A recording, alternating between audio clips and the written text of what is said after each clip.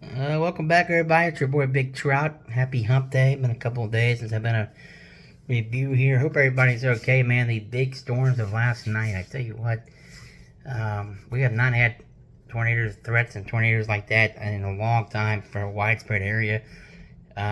We had one, around Fairfield where I was from. I had friends in bathtubs. My sister was in a bathtub. My other friends, in their closet. I mean, it was crazy. Fortunately, and this is some good news, but still preliminary. Weather service will be out today, tomorrow, and going forward. But no real big structural damage to property, no loss of life. We haven't had any people injured. That is the good and best news. There is obviously a lot of power lines, over 150,000 at last night without power. We're not about 12,000 now. So power outages are a big key, but also, a lot of debris, just tree limbs, some shingles, stuff of that nature, and also the heavy rainfall. We had a couple of water rescues. Parts of southeast Indiana saw over 4 inches of rain last night. Now, again, that's isolated spots and it's real rural, but there were 3 rounds of storms, and each one was over an inch to maybe 2 inches of rain. So, luckily, I think everything is okay. There's another risk today, and I think we're going to survive. But, man, I tell you, there was about a half dozen or so reports of tornadoes. Now that's, people from sitting outside looking, hey, it's a thundercloud, it was dark. None of that can really be like claimed, but I do think looking at the video, there were tornadoes on the ground. Hanover Township, Fairfield, Mason, Lebanon, 7 Mile, Marymount, certainly Indiana, Brookville, Metamora. I mean, it was a widespread line. The line held together, which is something you usually don't see in this area. Sometimes you'll see that, and you'll see a brief spin about southeast Indiana, and the storms will weaken rather quickly. They'll stay severe, perhaps, but you don't see one stay on the ground or maintain tornadic intensity. So, scary thing, but glad everything's okay. It looks preliminary with that. So, as I did mention last week, this is not just a beer channel. We're going to do other stuff as well. So, had this in the car for a while. Ale81 Beverage Company out of Winchester, Kentucky. This is their cherry. Again, an Ale8. A lot of flavors of these. I got it from my local Meijer. I have tried it, but I've not reviewed it. Oh, wow. Woo! Listen to that fizz. I'm not eating it.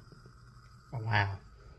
Big time smell. Now, this one, I'm going to try it again. It's been about a month since I've had it. Let's pour it up. Winchester, Kentucky, Ale8, small town. This is the cherry.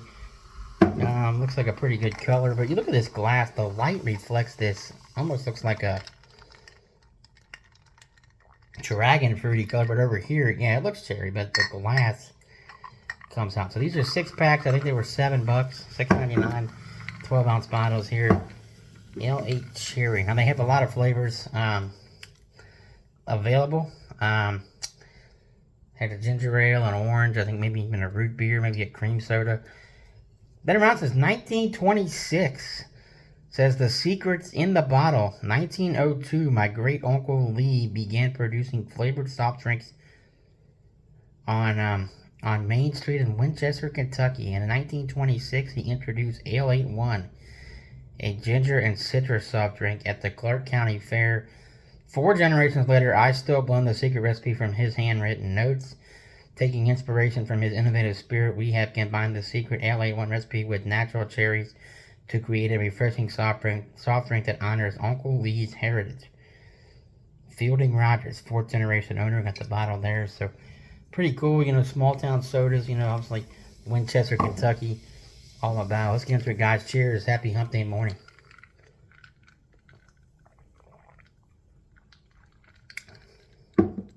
So, I don't want to be me and not crazy about it. I do get cherry.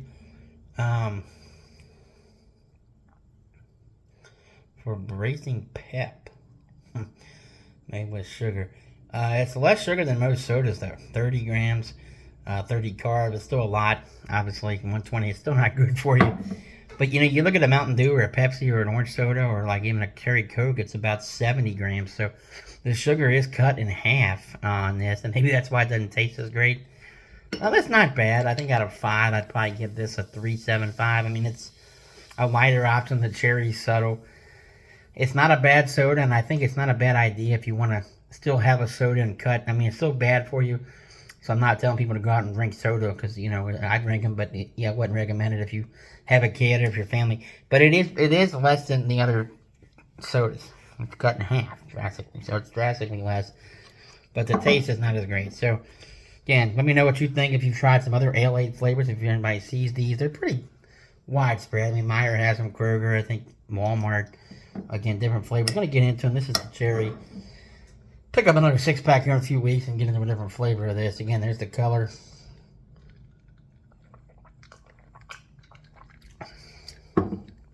It's a good cherry flavor. It's light, handwritten notes. So overall, it's not like one of my crazy. It's not one of the sodas that I'm crazy about, but it's not awful drinkable.